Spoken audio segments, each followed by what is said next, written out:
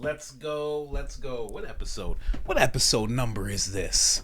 If you're a daily watcher, tell me which episode. No, it's episode 539, Soul Not For Sale podcast. I have the wife with me. Hello. There she is.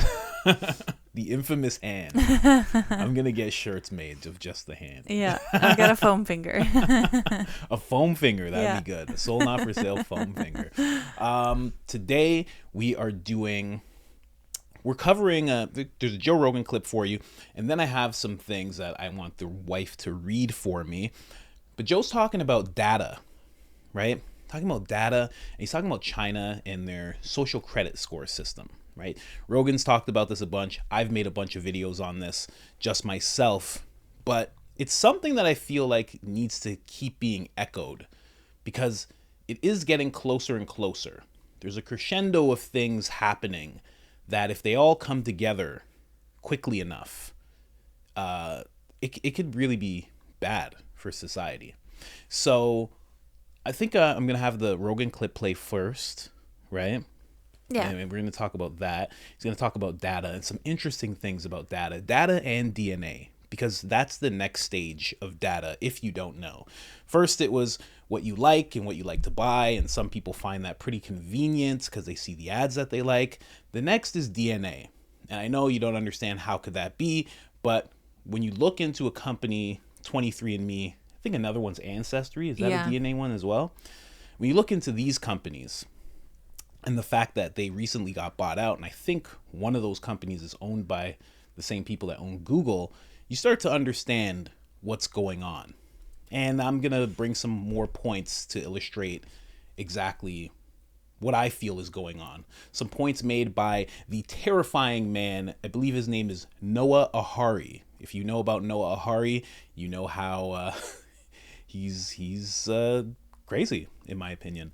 Not crazy, but really doesn't have much of a empathetic bone for human beings. It's kind of just really into the next stage and tracking people as much as possible. He's considered Klaus Schwab's right-hand man. I think I told you about this gentleman. I think so. Yeah, I played some videos of him. But yeah, let's get into that. Before I do that, of course, I have to bring you to IamCoachColin.com. We have the Soul Not For Sale shirts. And I say shirts because we have hoodies, tank tops, t-shirts, as you can see. And also the certified pure blood shirt for those of you that survived the pandemic, unscathed and untainted. This is your certificate of achievement. Get yours now. And my personal favorite, speaking of who I was just speaking of, or what's the old saying? Speaking of the devil. Speaking of the devil. Public enemy number one. I've said it 100 times. If you don't know this man, check out Agenda 2030. Google, you will own nothing and be happy. Google the World Economic Forum and you will understand why I've branded this man as public enemy number one. All available on IamCoachColin.com. And if you want 10% off, no email needed. Just take this discount code right now. I am Coach Colin. That's all capital letters. That's all one word. One L in the name Colin, not two. And that gets you 10% off.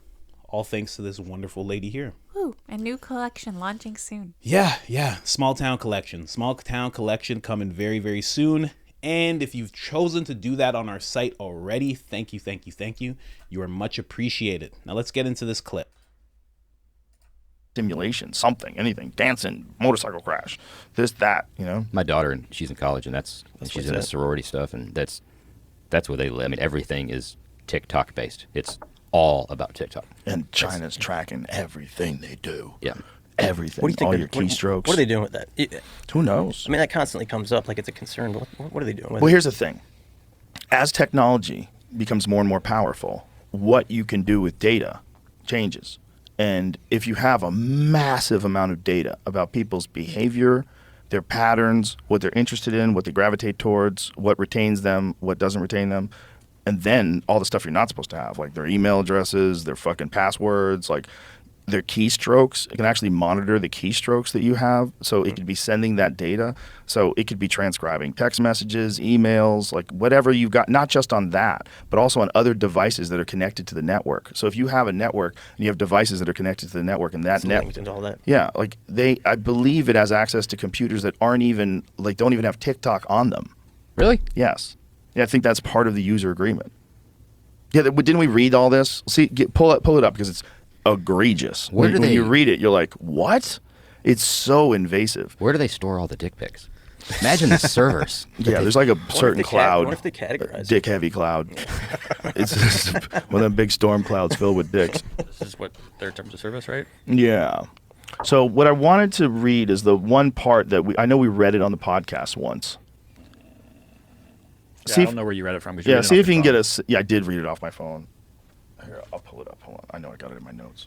But it's it's like data is very, very valuable. Data is all that Facebook has. It's all that Google has.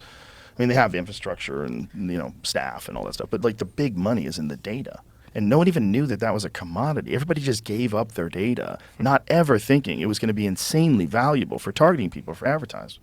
Is that the biggest concern? Is what they can do from a financial standpoint versus like a malicious attack with that data?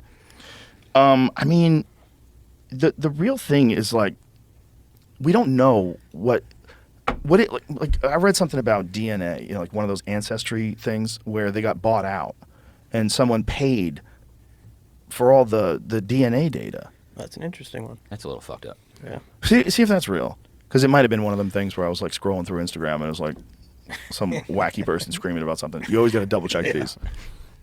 See if that's real. I'm looking. But I don't know what I mean. As technology increases, you have to think in terms of possibilities. Like maybe that data is going to be even more valuable and more personal. Like we don't know like what we're giving up. Blackstone to acquire Ancestry for $4.7 billion. Okay, but do they have access to the DNA database of all the people that sent into Ancestry? Right? What do they have? Do they have access? Did they buy the company or did they acquire the database as well?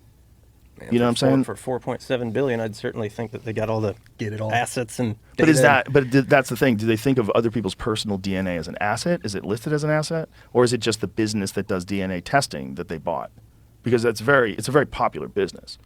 If I'm writing People that love check, I'm doing gonna, that I'm gonna shit. want all that. Right, but I mean, I'm wondering Yeah. if you can sell that. Like when people give up, when they send it in, right, when they get their DNA test done, are you giving up your rights to that information? Wonder if you sign any waiver when you scroll all the way bottom and terms and conditions. You're just like, yeah, fuck You're it. not reading the 48 Yeah. pages. Yeah, they're Well, like, hey, we're gonna sell one day. All that shit goes with it. That's the scariest conversation about bioweapons. That they could make a bioweapon specifically targeted for you Wow. if they knew your DNA.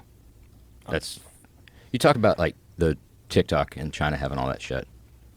You have something like a January 6th that happens, right? And all the red tape to get all of the geo data from Facebook and everybody else. It's like, fuck you, we're not giving you shit. You think they can get anything? There's any backdoor deals like, hey, we need U.S. government working with China to get any of that shit if something were to happen like that? They have that kind of relationship to get it in backdoor channels of. Like the U.S. would get the Yeah. information from China? Yeah. I don't know if China would have. They would have to admit they're taking it. And I think there's been like real dispute as to like with TikTok in particular, like where the data goes. Damn it, I can't get this pop-up to stop. But What is it saying? China's the world's biggest face recognition dealer. And then it says in the subheadline that the U.S. is the second largest exporter. Exporter. And there's a video I'm trying to find of this, what's happening. It said the video was made as though this is what's happening in China right now, showing the surveillance. It's taking facial recognition and showing you driving down the freeway in cars and tagging the license plates and all that stuff. And like even how or why that's happening is a big question. Well, they just want people to know that they're being tracked everywhere you go. Then you'll self-censor. Then you'll stay in line. You won't do anything. And in China, what's really scary is the places that have everything connected to a social credit score. So you have a centralized digital currency, and then you have a social credit score. And if your social credit score is too low, you can't do things. Can't buy things. Can't buy a car. How does your social credit score go down? You got to be a good boy. Your Google search history. Yeah, Oh. whatever it Fuck is. that. It's literally like your tweets. You like what what do you do wrong? What do you do right?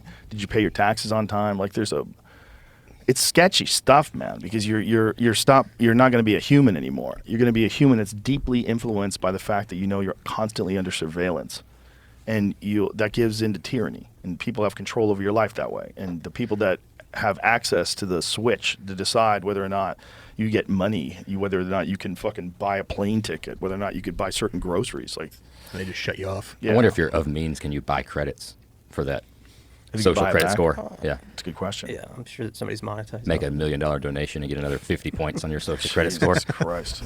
Yeah, it's a bribe to be able to buy a plane ticket. Yeah, that's our future if we don't wise up.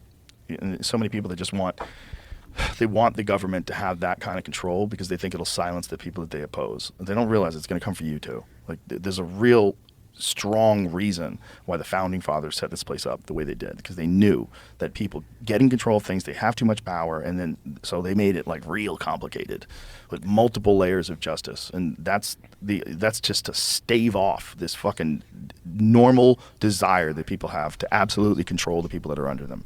That's why kings existed, that's why monarchs, and that's why rule emperors. That's what they've always done that forever. And it's just a natural human instinct for one person to want to control everything, or one group to control everything, and have everybody be their subjects. I'm glad we can just focus on building fucking cars. I know.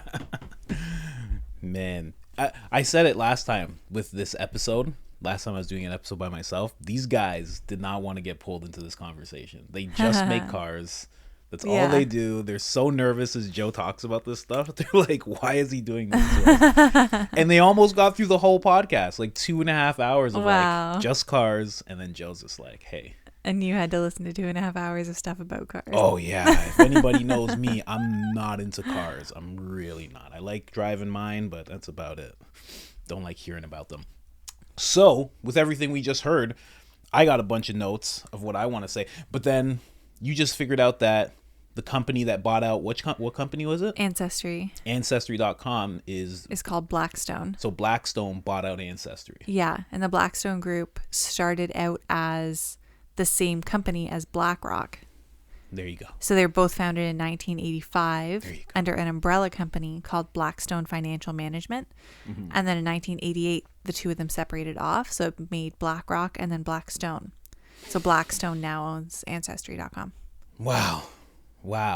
Okay.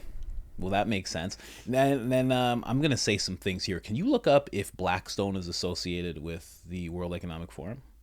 I'll try. Just write World Economic Forum Blackstone. Just see if anything pops up, because that would make sense. Now, what do they do? Joe was right. Like, what these companies, what you can do with data changes as technology gets better and better. The thing that Noah Ahari was talking about in terms of algorithms. So now, in order for an algorithm to work, what do you need? You need a lot of data. You need to know what people are looking at, how long they're looking at it. Noah Ahari was getting to the point where he was talking about the algorithm, not just knowing what it knows now. And this is something that he sees happening, and they're pushing to have happen through the companies that they have alliance with. Not only would it be able to see what you're looking at, it would be able to gauge your sexual preference. It would be able to put gay to straight in a spectrum, and it would be able to see what you are. It would be able to be tracking your eyes and what you're looking at. Not just that you're looking at the ad and that your phone is now just on that image. What you're actually looking at within that image. So it's like, okay, he likes this ad, but he actually looked at this guy's six-pack longer than he looked at this and longer than he looked at that. Noah Ahari is predicting these algorithms getting to the point where they know everything about you. You know, ads, very odd concept, but ads would know everything about you as you're watching them, which would take more surveillance. And as he's saying all this, because I think he did this talk about a year and a half ago, maybe even longer, maybe even 4 years ago. None of that makes sense at the time. But as you see companies like Blackstone buying out a bunch of DNA, and obviously they couldn't actually get the information, but you would think that if you're buying this company, you're buying everything that's with it. Because then what is Ancestry doing? You're getting bought out. The people who own Ancestry, they're like, we're just going to keep the DNA. It's like, no, we're buying everything. We're buying the people who did do the tests. We're buying the executives. We're buying everything. So bring it all to us. And now they have that. And the thing that they're going to do with that, my theory, of course, is that they're going to start using it to intensify surveillance and algorithms. And it doesn't sound like much, but when you think now, when Joe was talking about data and how we all just gave it up, think about how valuable it is. Think about how valuable knowing what you look at for how long you look at it, what things you click on, and everybody's experienced the whole, you say something around your phone 10 times that you want to buy, and then you start seeing ads for that. Think about how valuable all that is. Just your data alone. If they can now take it to the next step and also have DNA and, like Noah Hari was talking about, where your eyes are going, all of that together, how valuable would that be? I think it would be very valuable. Yeah, for sure. Sorry, I was going on a rant there. So is there anything with Blackstone to BlackRock, or sorry, Blackstone to WEF? Yeah, they have their own page on the WEF website. Do they? They do. Well, there you go. Shocker. So, indirectly, the WEF now has access to all that DNA. And that's why this is such a problem. And then you also look at, and again, this is just my little connecting things. You know that meme of the guy that's like trying to connect all these things? That's what I'm doing right now.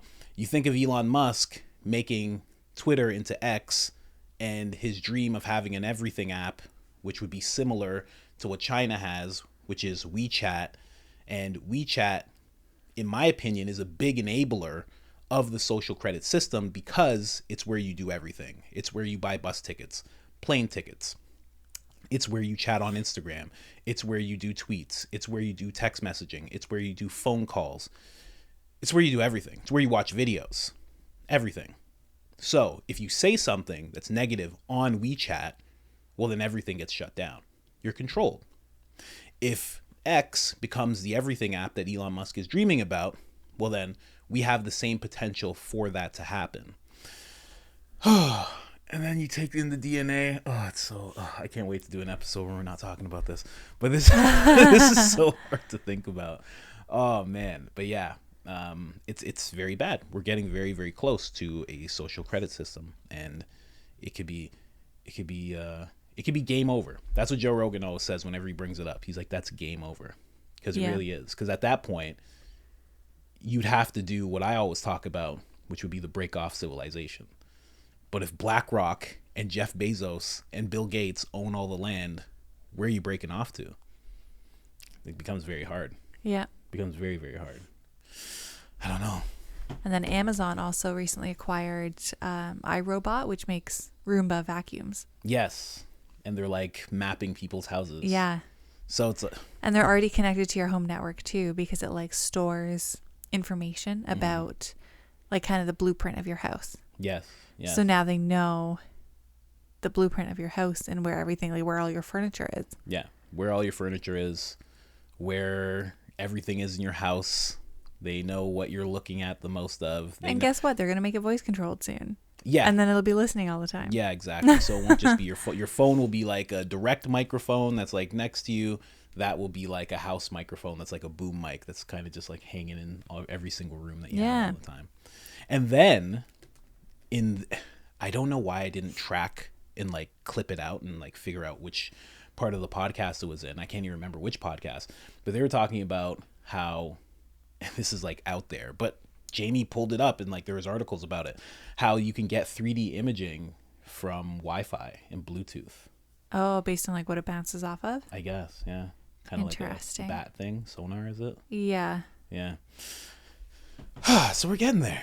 We're getting there. They're making headway. But to see that Blackstone is directly linked to the WEF, and BlackRock is also connected to it, because Larry Fink, the CEO of BlackRock, he has some like leadership role within the WEF. Yeah, that makes sense. So I looked up the top shareholders of Blackstone, and number 1 is the Vanguard Group.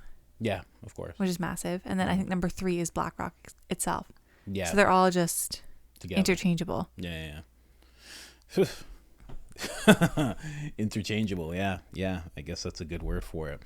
And then what's the last piece of all this? Because right now you're thinking, they have algorithms, they can track, they can look at you, they can look at this. Maybe Elon Musk makes an everything app.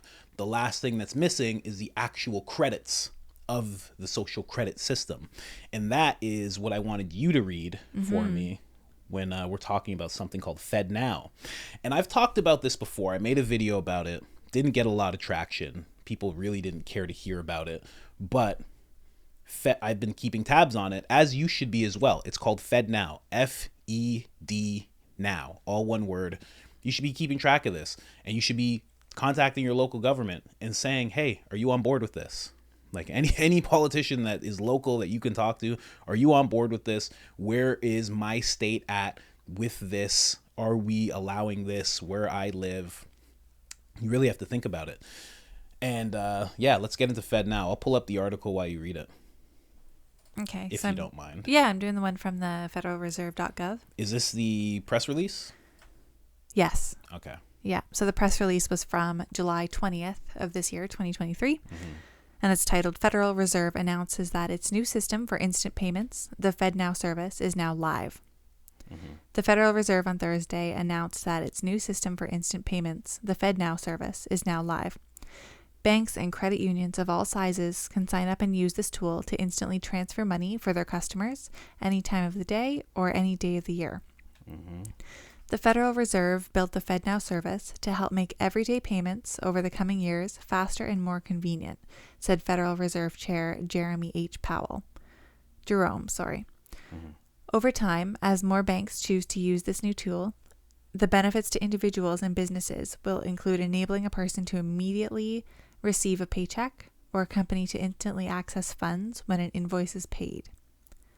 To start, 35 early adopting banks and credit unions, as well as the U.S. Department of the Treasury's Bureau of the Fiscal Service, are ready with instant payment capabilities via the FedNow service. In addition, 16 service providers are ready to support payment processing for banks and credit unions.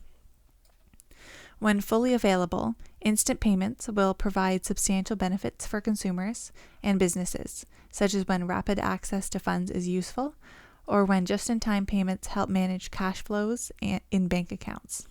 For example, individuals can instantly receive their paychecks and use them the same day, and small businesses can more efficiently manage cash flows without processing delays. Over the coming years, customers of banks and credit unions that sign up for the service should be able to use their financial institution's mobile app, website, and other interfaces to send instant payments quickly and securely. Okay. So what does that sound like to you? Just like there's like a full government hold over all the banks. It's well, that's actually well said. I was just thinking it sounds like Interact. Like it sounds like what we already have.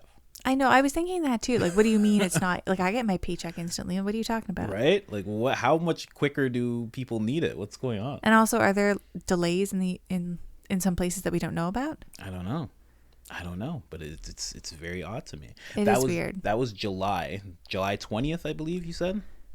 Yeah. Yeah. So Yeah, I just find it weird that it's like, why does the government need to have this program to partner with banks to give people money faster? I just don't understand the point of it. Banks are already doing it. They're already handling it. Exactly. That's what I mean. So it's like, and then the government steps in, and anytime the government steps in where they don't belong, I feel like there's something nefarious going on. Well, it's either, like nefarious and also like they usually gum up whatever is going on. That too. They like gum it up. But it's And- like, why do you need an extra? There's like a middleman there now. Yeah. Yeah. Whereas before the bank, it's like a senior middleman or a junior middleman. True. It's It's like like another one. The bank's already the middleman. And then what? So the government probably is going to get paid for this. So where does the money then come from? Well, the thing is, they're going to control the system. That's the whole thing. Can you look into how FedNow works? Can you find anything written towards that? Because the video that I found had music in it, so I couldn't actually present it to everybody. And I wanted to do that a while ago. But the FedNow system, in my opinion, is the infancy of a social credit system. It's the one thing that they need to release worldwide or nationwide. Because some countries are already doing it. Nigeria is already fully cashless. So it's a worrisome thing, in my opinion. And then I had a video of somebody trying to actually use this system, and they were having a terrible time of it. It was this Asian woman who I believe is American, and she's in China. She's a Chinese American, and she's having a lot of trouble with it because she's just visiting her family in China. And it's like this whole thing. I don't think you've even gotten to see this yet. I don't think so. Yeah, let me try and pull this up here. Well, why do you do that? It seems like it's just literally just a middleman. Because it says a payer initiates a payment by sending a payments message to their financial institution through an end user interface outside of the FedNow service. So if I'm an employer, I'm telling my bank, let's pay this employee this much. And then the payer's financial institution receives the payments instruction, and provided the payer has sufficient funds in their account, authorizes the transaction. So the bank says, okay, cool, you got enough money. And then the payer's financial institution submits a payments message to the FedNow service. So now the bank, after approving the transaction, has to go to the FedNow service to let them know we're doing this. Well, and that's the thing, right? That's where this part could come in, where it becomes, we've already seen how much overreach is happening within all of the social media companies. Well, I mean, verified Twitter. Twitter is verified because Elon Musk released the Twitter file, so we know there's things going on there. So now it's almost like the money is connected to the bank still, and now they have to kind of, from what you just said, they have to interact with the government in order to get things released. It sounds like an extra step for no reason. Well, that's what it sounds And like. then it sounds like the government has to approve it. Exactly. So now it needs that approval. So let's say you did do something on Twitter and we didn't know that the Twitter files were released, and you were one of these rogue people talking all of this craziness, and you had no VPN and you were just completely exposed as who you are. They could not approve it. Yeah. They could be like, this is the person that said this, and this, and they've been saying this about the administration. We're not going to approve it. And right now, I'm not pulling this out of the air. That's what China does. That's currently what they do. Yes. You know what else they do? What? That's very interesting. If you have outstanding bills, when someone calls you, there's something that interrupts and tells them Are you that you owe this serious? money. So it prompts the person to be like, hey, the government said you owe $1,600 to Oh my so-and-so. God. You should pay that back. That is horrible. How nuts is that? Just put, And they record the calls, of course, and probably flag different things too. oh yeah, and you have to say something. Exactly. You have to be like, hey. So it would probably damage the person you're calling's credit score for them not to call you out on it and like degrade you for it. Oh yeah. And then after a while, it becomes they shouldn't even be interacting with you. Jeez. Isn't that a Yeah, they wild shouldn't thing? take your call the next time. Yeah, Now that they know. Yeah, They yeah, should be yeah. like, hey, have you paid this off yet? They shouldn't be interacting with you. And if they keep interacting with you, their score goes down Yeah. because they're not around upstanding citizens, That's so crazy. right? It's a wild little thing. All right, let's play this clip here. Let me just silence our mics. In this dystopian outrage that is now all of China, apparently, is I once again cannot buy food. A couple days ago, my uncle and my cousin helped me get a cell phone that is linked to a Chinese bank card so that I could buy anything. But now, apparently, it has been flagged for some reason, and I have to pass facial recognition identity verification, which is insane, because all I want to do is just spend my gift card balance on this debit card.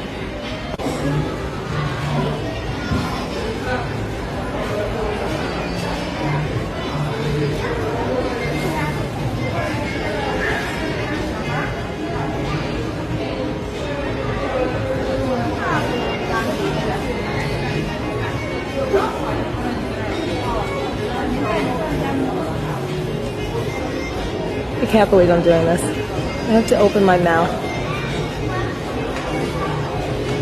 Oh my god. Terrifying.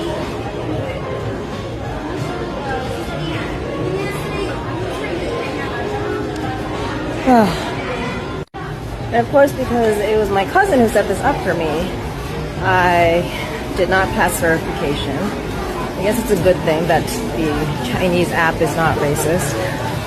But now I once again can't buy anything. So the latest in this dystopian outrage that is now all of China. So, and I don't think she completely understands that. that happened because of the things she says. She's saying it's a dystopian place. She's talking all sorts of nonsense about it. Yeah, that's why it's happening. Yeah, you can't be doing that in China. But that's just an example of how tight it gets. And also for anyone watching, it didn't work because she was talking. It said, open your mouth, and she said, oh my God, and she shouldn't have done that.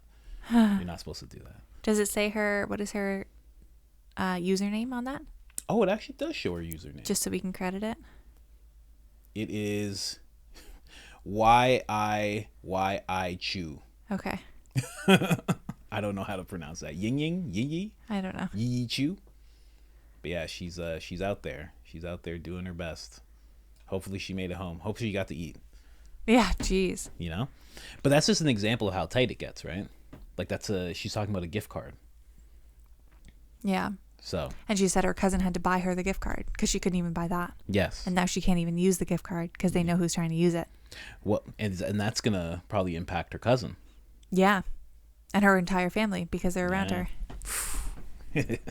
Very bad. And then on top of it, it's like that flag happened already, and then you're also, because she probably has to be on their networks while she's making that video, and also you called China a dystopian place. Yeah. So it's like, oh man, it's just disrespect all around. Hopefully she needs a wellness check. They're gonna roll up on her. But that's pretty much. Do you have anything else? I just wanted to mention, like at the beginning of the Joe Rogan clip, he was talking about like TikTok and how crazy the user agreement. Yes, exactly. Mm-hmm. So I got TikTok initially, never posted anything. I just wanted to watch funny videos like Me anybody too. else. Yeah. Yeah. So I had TikTok for a little bit and didn't really think anything of it. Spent way too much time on it. Yeah, definitely. And then it happened one day where I had closed all the apps on my phone because my phone was kind of running low on battery. Mm-hmm. And I got a notification from my phone's like operating system saying that one of my apps is using too much background battery and I should consider shutting it down. Jeez. So I opened the notification and it was TikTok. And I verified that I had already like swiped it closed. Yeah. It wasn't open. It shouldn't be running.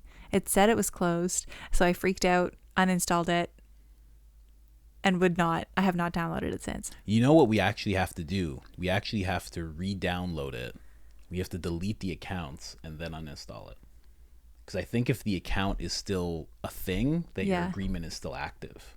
And if what Joe was saying is true, because he did read out the whole agreement, well, it's allowed to somehow, I'm not sure how, but devices that you're not on, it's allowed to have the information from that too. Yeah, like network devices. Yeah. So I just assume I'm banned from China. Yeah, well, I don't think we want to go there anyway, so it's okay. Well, you know what I actually did, because I love tattoos, and there's a man who's like 80 something years old he was the first one to start doing what looks like Sailor Jerry tattoos, like what sailors would get. He was one of the first ones to do it. And I believe he does the tap and poke thing too. Crazy. And I wanted to get a tattoo from him. I really did. That's the only thing. We can fly him here. We can fly him here, can we? I don't know. I don't know if we have the funds, nor is he allowed. Like, where are you going? You're not allowed to just leave. You know, it'd be interesting. Especially if they knew he was coming to meet you. He might have passed away already. Yeah. But yeah, he was really old. That's the only thing I wanted to do. I wanted to see the tattoo culture there. Because it's beautiful there. The stuff that they do. The stuff that they do is gorgeous. But, well. Well. You okay? Yeah, just big crack. Just cracking over here. We're getting older. I'm at the age where my wife wants me to trim my nose hairs. She wants to clip them for me. I didn't say that. You said that. She wants to trim my eyebrows because they're getting all crazy. Getting to those. I got hairs on my ears that I got to keep plucking. It's so sad. All right. Let's wrap it up. We got to go shopping. All right, guys. If you haven't liked the video already, like the video. If you're not subscribed already, please subscribe. It helps us so much. You have no idea. And other than that, I am out. Episode 539. Bye. Bye.